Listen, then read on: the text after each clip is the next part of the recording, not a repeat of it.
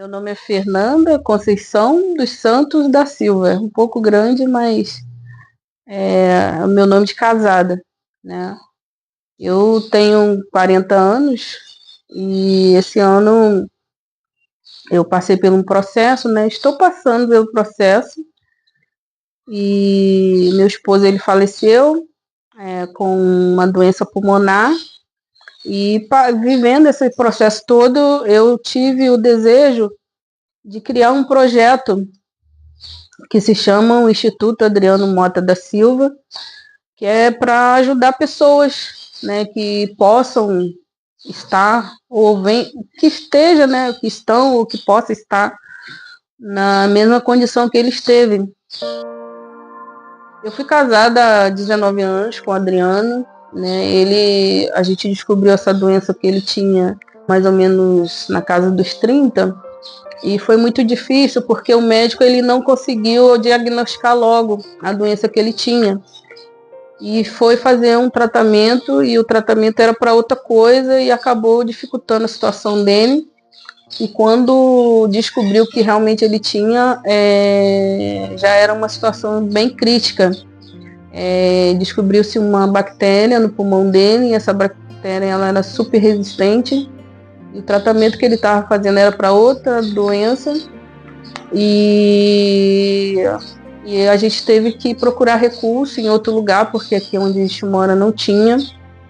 E é onde a gente conheceu um hospital lá em Niterói, e aí foi onde começou a nossa saga, né? Eu falo saga porque foi um processo muito difícil, porque a gente tinha que sair muito cedo daqui, tinha que pegar a ambulância, né? E às vezes o sistema não dá esse recurso para gente, e aí vinha a parte da medicação também, e chegávamos lá, tinha a questão da alimentação, né? E quem não tem isso fica difícil, né? E todo esse processo, né? E depois o médico ele transferiu o Adriano pro Pedro Ernesto, e lá começou a nossa saga de novo, e aquele processo todo, faz exames, vem aqui, e é lá no Rio de Janeiro, 4 horas de viagem, enfim. E ficou muito difícil pra gente, né? E a gente passou esse processo durante 10 anos. E era muito doloroso, e as coisas foram ficando difíceis quando, há uns 2 anos e meio atrás, no processo da pandemia, ele começou a ficar cansado, enfim, e foi onde a gente descobriu que além que essa sequela, né, essas bactérias, ela trouxe uma sequela, que foi o problema dele, ele tinha bronquiolitasia. Essa bronquiolitasia, ele acabou com o pulmão dele, os 2 pulmões dele, né, e o médico falou assim, Adriano, você tem que tratar. E quanto mais você pegar um resfriado, pegar alguma doença no pulmão, ele dificulta mais ainda a sua capacidade pulmonar. Aí foi onde a gente descobriu que ele tinha que usar oxigênio, que foi onde dificultou mais ainda a nossa situação, porque além de estar mexendo com essas coisas de medicação, de tratamento, a gente também tinha que usar que viver essa parte de oxigênio, que é correr atrás. Foi onde que as coisas dificultaram mais ainda, porque nós fomos aqui no lugar onde deveria, né, dar suporte para a gente, eles não quiseram atender a gente, e nós fomos lá várias vezes, e eles não atendiam, sempre tinha alguma coisa para falar que ou não atendia, e Adriano passando mal.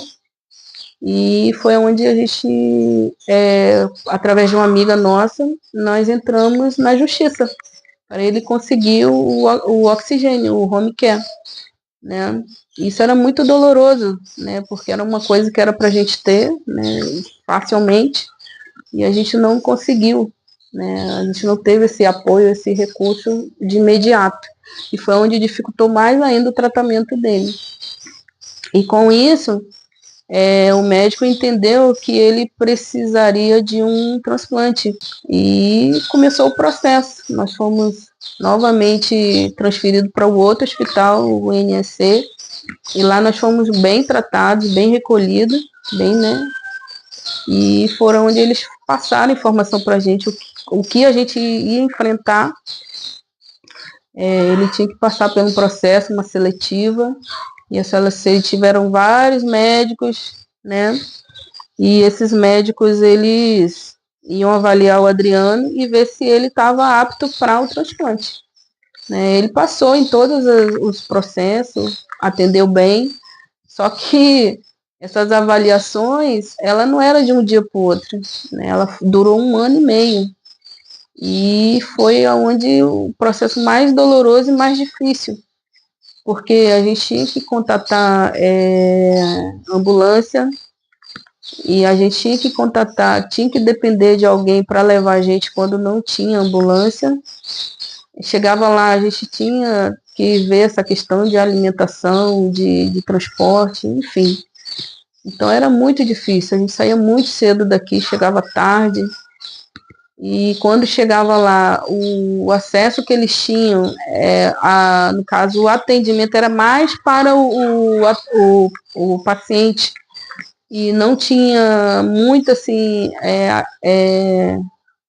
recurso para o acompanhante, né? E no meu caso, como eu sou uma pessoa que tenho, né, deficiência visual, eu tinha que ter o acompanhante do acompanhante, né? Lá eles brincavam com a gente, Fernanda, eu nunca vi isso, o acompanhante do acompanhante. Então, o protocolo deles, a gente fugia um pouco disso, né? E passando por isso tudo, a gente percebeu que é muito difícil, né? E vem a questão psicológica também, desgasta muito. A questão física também desgasta muito. E quando terminou essa fase de processo seletivo, que os médicos, né, avaliou ele, falou que ele estava apto para fazer o transplante, foi onde a gente precisou ir para o Rio de Janeiro. Né? Ela falou assim, a gente achava que ele tinha que ser avaliado e depois ir para o Rio de Janeiro. Não, ele falou, não, a gente precisa que você esteja aqui para a gente colocar você na lista. Né? Foi onde assustou a gente um pouco, porque a gente não tinha condições nenhuma de estar lá, né? Devido também a esse processo todo, porque a gente tinha uma rede, temos, né? Hoje eu tenho também uma rede de apoio muito forte, que são nossos amigos, nossos irmãos e a família, né? Aqueles que se colocaram à disposição de nos ajudar, né? E através dessa rede de apoio a gente conseguiu ter acesso lá no Rio de Janeiro a uma pessoa que se colocou à disposição para nos receber na casa dela, né? E foi aí que a gente conseguiu acelerar o processo. Aí ele falou, agora eu posso colocar você na fila. Isso foi dia 12 de julho de 2024. Quando foi dia 15 de julho, o Adriano ele passou mal. Né? Ele rompeu uma veia do pulmão e nós levamos ele para o hospital. Eu levei ele para o hospital e chegou lá, eles entenderam que o Adriano estava com uma veia.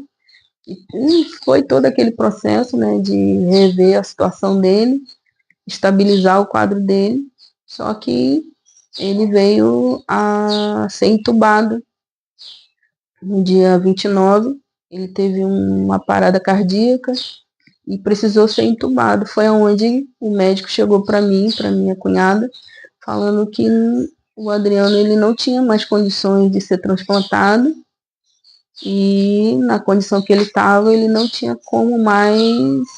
Ele estava praticamente na mão de Deus.